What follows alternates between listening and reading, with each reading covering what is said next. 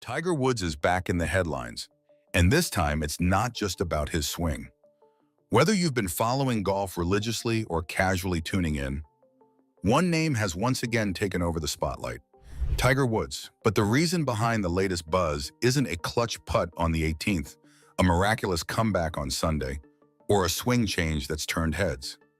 No, this time the chatter feels different, darker, deeper, and way more serious. Tiger's name is back on every pro's lips, but not for the reasons you'd expect. And as we're about to find out, the reason goes far beyond the scorecard. Let's face it, Tiger isn't even on the course right now. In fact, the 15-time major champion is recovering from Achilles tendon surgery, a setback that shelved him indefinitely. The Washington Post broke the news, and it instantly threw fuel on a wildfire of questions. Is this the final nail in the coffin for his competitive career? Could we be watching the end of the Tiger Woods era unfold before our eyes? Or is something much bigger brewing behind the scenes? Turns out what's happening behind the scenes might be even more explosive than anything happening inside the ropes. Because here's the twist: despite being out of action, Tiger is more relevant than ever. Golfers across the PGA Tour are speaking out, dropping hints, and openly debating his role in the future of the sport. Social media threads are lighting up, post-match interviews are getting sidetracked, and golf commentators are trying to keep up with the rumors. Tiger isn't even swinging a club, and somehow he's still dominating the headlines. So what kind of power does he still hold, and where is he using it? It's not just nostalgia, it's not just legacy. This is something else, something powerful. Something that has pros watching their backs and fans on the edge of their seats. Because when Tiger speaks, or even moves quietly in the background, the entire sport listens. So what exactly is going on? Why are some of the biggest names in golf looking over their shoulders? And why does it feel like Tiger Woods is still pulling strings in a game he's barely playing? Because what's happening off the course might just change golf forever. And this is only the beginning. Let's take a look at the backroom deals and boardroom moves that have Tiger's fingerprints all over them. When you think of Tiger Woods, your mind jumps straight to fairways, green jackets, and clutch moments that froze time. But what if we told you that while his clubs are packed away, he's currently one of the most powerful figures in all of professional golf? Not because of what he's doing with a driver, but because of what he's doing behind closed doors? Turns out, the biggest moves in golf right now aren't being made on grass. They're happening in boardrooms. In the middle of the most chaotic and controversial period in modern golf history, the PGA Tour LIV Golf merger, Tiger Woods hasn't just been watching from the sidelines. He's been in the room where it happens. According to the AP, Woods has taken on a pivotal role in these merger discussions, helping steer the future of the sport at the executive level. This isn't just about a player giving his opinion. This is Tiger sitting at the top table, alongside billionaires, lawyers, and international investors. And as these billion-dollar negotiations unfold, Tiger's voice has become the one that echoes the loudest, and it gets deeper. Sources confirm that Tiger has been part of high-stakes meetings with top government officials, including representation at White House-level briefings. That's right, while most players are focused on fading their short game, Tiger is out here lobbying, negotiating, and shaping policy that will define what golf looks like in 5, 10, maybe even 20 years. While others fight for birdies, Tiger's been shaping the rulebook itself. What makes this even crazier is that Tiger doesn't hold an official title. He's not a commissioner, not an exec, not a board chair, but make no mistake, he holds the power. When Tiger walks into a room, the conversation shifts. When he speaks, people listen.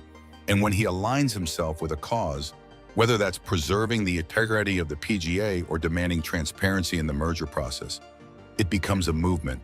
It's influence money can't buy, and yet Tiger's still collecting checks like no one else can. This isn't the Tiger Woods of 2000. This is Tiger Woods 2.0, the political force, the strategist, the kingmaker. And while some fans are just catching on, the pros already know. That's why they're all watching him. Because in this new era of golf, Tiger's not just part of the conversation, he's controlling it. And what's even more wild? He's doing it all while out-earning the competition from the sidelines. Let's talk about that next. You'd think that in order to be the highest paid player in a season, you'd have to actually play, right? Rack up wins, dominate the leaderboard, grind through every round like your legacy depends on it. But in Tiger Woods' case, reality once again bends to his legend.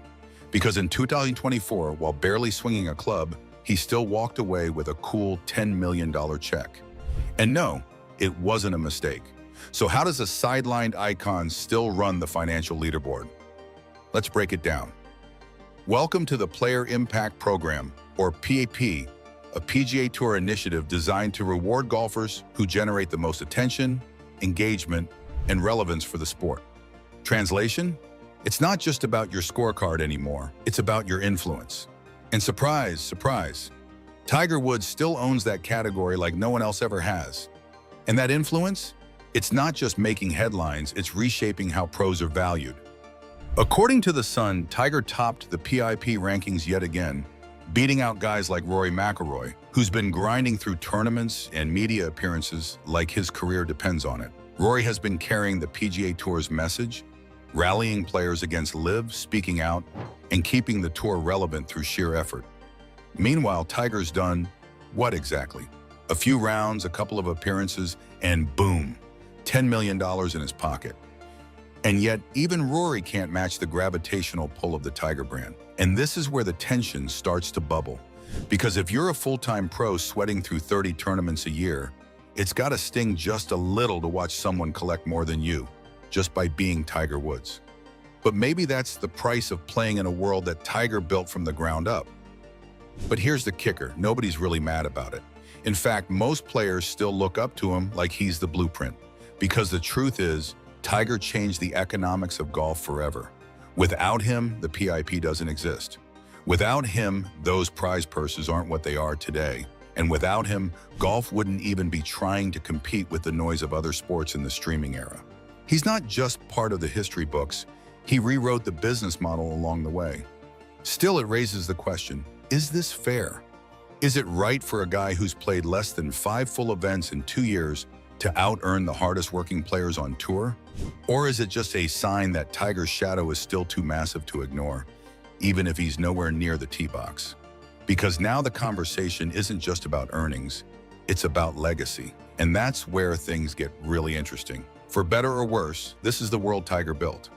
He broke the mold, reset the pay scale, and now, even while injured, he's still making more noise and more money than anyone else in the game. And the other pros? They're watching closely because as much as some of them might quietly wonder if it's time for the next generation to step up, they all know one thing, Tiger's still the alpha. But with another injury and whispers of retirement, even the alpha's future isn't guaranteed. The real question now is, can he come back at all? After undergoing surgery on his Achilles tendon earlier this year, many believe the writing was on the wall.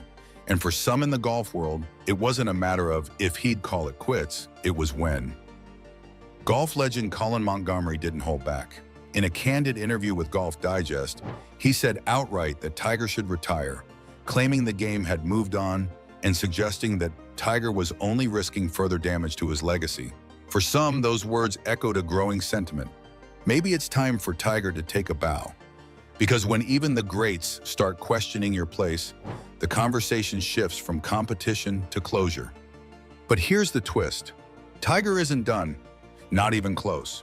In a recent statement covered by Reuters, Tiger made it clear he's targeting a return in 2025. The fire is still burning, and he's not ready to walk away from the sport that made him a legend. He didn't just hint at a comeback, he promised one, even after another painful rehab process in a season largely spent on the sidelines. And when Tiger makes a promise, history shows us he tends to keep it. Now the golf world is caught in a strange place. On one side, you've got analysts, pundits, and even fellow pros questioning whether he should risk another attempt. The body just isn't what it used to be. The young stars are faster, stronger, and healthier. The odds? Not in his favor. But then again, how many times has Tiger already done the impossible? But on the other side, you've got belief. You've got that sense of awe that only Tiger can command. Because if anyone could rewrite the rules and silence the critics one more time, it's him. And that belief, it's what separates icons from mere champions. We've seen Tiger Woods at his highest highs and his lowest lows. We've witnessed the glory, the downfall, the redemption, and now, maybe, the reckoning. Because everything happening right now, the injury, the comeback whispers, the political power plays, the money, the headlines, it all adds up to one massive question. What's next for the greatest of all time? Because legacies aren't just written in wins, they're shaped in moments like this. This isn't just about another return. It's not about one more swing or one more round at Augusta. No, this moment feels like a turning point. Tiger's no longer just a player. He's a power broker in the LIV PGA war, a silent kingmaker in billion-dollar boardrooms. And somehow, even while recovering from another surgery, he's still the face of the game. And whether he's holding a club... Buzz wasn't centered around a seasoned favorite. It was all about one 15-year-old stepping onto golf's most unforgiving youth stage, Charlie Woods. He wasn't walking alone. A massive gallery trailed him. Dozens of reporters lined the ropes, and among them, calmly inside the fairway, was Tiger Woods himself, hat low, arms crossed, silent. No one needed reminding, this wasn't just any junior golfer, this was his son. Charlie had earned this moment. Just weeks earlier, he pulled off a gritty AJGA victory that turned heads across junior golf. And then came Coral Springs, a brutal 3-for-1 playoff, where he drained a clutch birdie to snatch the final U.S. junior qualifying spot. It wasn't given, it was taken with nerves of steel. By the time he teed it up in Dallas, the buzz was deafening. Golf Monthly had dubbed him a dangerous wild card. NBC's analysts highlighted how his form had matured. Every camera lens was aimed squarely at him. Every swing, a headline waiting to happen. For Charlie, this was both a dream and a test. But as he stepped to the first tee, eyes locked forward and Tiger trailing just steps behind, the tone was clear. He wasn't here to be watched. He was here to compete. The walk, the demeanor, the calm, it all looked right. All the ingredients for something special were there. But no one, not even Tiger, could have predicted what followed next. By mid-morning on the 21st of July, the buzz had turned into stunned silence. Charlie Woods, after months of steady progress and hype, opened his U.S. junior amateur campaign with a shocking 81-11 over par, leaving him tied for 242nd out of 264 players, from contender to long shot in just 18 holes. It didn't take long for the wheels to wobble. On the front nine, Charlie couldn't find fairways. Off the tee, he was uncharacteristically erratic drives, leaking left, pushed right, or landing short in thick rough. The result? 2 double bogeys and a string of bogeys that ballooned his score early. What started as a nervous stumble became a full-blown slide. Golf Monthly described it bluntly. An uphill task before day 2 even began. There was no sugarcoating this one. By the 5th hole, the gallery energy had shifted. The cheers turned into hushed murmurs. Phones came down. Cameras pointed less frequently. Everyone was watching, but now with concern, not curiosity. On the back 9, there was the slightest flicker of fight. Charlie carded 2 birdies, including a smooth 12-foot putt at the par 3 13th. But by then, the damage had been done. The rhythm never returned. The confidence didn't resurface. 1 step forward, 2 steps back. What made it harder to ignore was the body language, not just Charlie's, but Tiger's. As reported by Yahoo Sports, the defining visual was this. Charlie glances up at Tiger, then back down again. A quiet, weighty moment. No words, just the shared realization that things were spiraling. Charlie walked off the 18th green without celebration, without acknowledgement. Just a slow walk back to the clubhouse, cap pulled low. A round that started with fireworks ended in near silence. This wasn't just a bad day, it was a full-on unraveling. It's one thing to watch a rough round unfold in real time. It's another to break down the numbers afterward and realize just how bad it really was. NBC Sports and WFAA didn't mince words. Charlie Woods had one of the worst statistical performances of the day at Trinity Forest. Start with the driver. Charlie hit just 3 of 14 fairways, among the lowest in the entire field. And when you're playing a championship setup, starting every hole from the rough, or worse, you're already digging a hole. The fairway stats alone told the story of a round that never got started. And it didn't get any better around the greens. Scrambling the ability to save par after missing a green was nearly non-existent. Time after time, Charlie missed the target, then compounded the mistake with either a poor chip or a missed short putt. His scrambling percentage hovered in the danger zone, putting even bogey in doubt more often than not. Then came the flat stick. Putts per hole, a full stroke above the field average. On fast, firm greens like these, that number is the difference between staying in contention and sinking fast. NBC pointed out that Charlie had 35 putts while most players inside the cut line had 28 or fewer. And momentum? 4 double bogeys don't just hurt the scorecard, they shatter any attempt to build rhythm. Each time it looked like he might stabilize, another big number dragged him deeper into the leaderboard basement. In total, Charlie finished 12 shots behind the projected +2 cut line for match play. 12. That's not a stumble, it's a collapse. By the numbers, he didn't just struggle, he was outclassed. And that cut line? It got further away with every single swing.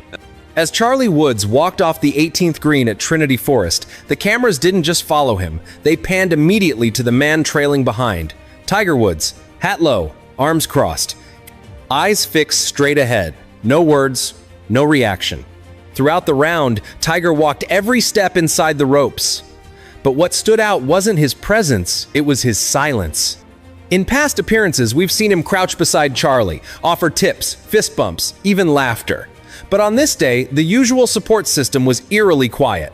There were no pep talks, no whispered encouragements, just the sound of gallery murmurs and cleats crunching on Bermuda grass. Multiple reporters picked up on it. Yahoo Sports described Tiger as visibly tense but composed, while Golf Monthly noted his expression never changed even after Charlie's 4th double bogey. That stillness, that unreadable look, said more than any words ever could. And maybe that's what made it all feel heavier. For once, it wasn't just about a struggling teenager on a big stage, it was about what this moment symbolized for them both. A generational torch, flickering in the wind, the greatest golfer alive watching his son falter in front of the world. Not as a coach, not as a cheerleader, just watching. Commentators speculated that the pressure may finally be cutting both ways. Tiger has done everything to shield Charlie from the expectations. But how do you escape a name like Woods when it's stitched on your bag and your dad is 3 feet behind you every step of the way? And Charlie? He glanced back at Tiger after multiple bogeys, a look not of panic, but of uncertainty, as if asking silently, "What now?" Sometimes, silence says more than any outburst ever could. Day 2 at Trinity Forest brought clearer skies, lighter winds, and one last shot at redemption for Charlie Woods. And to his credit, he came out swinging. His second round, a 74 +3, was tighter, steadier, more composed. The erratic double bogeys were gone. The body language looked firmer. But in the unforgiving world of championship golf, improvement doesn't always equal survival. The final tally? +14 across 2 days. Charlie missed the match play cut by a staggering 12 shots. The line stood at +2, and his name wasn't even close. NBC Sports called it one of the most high-profile exits of the week. Not just because of his last name, but because so many believed his game was finally ready to speak for itself. That belief didn't come from hype alone. His Coral Springs playoff earlier this summer, where he birdied the final hole under intense pressure, showed a level of poise beyond his years. That was the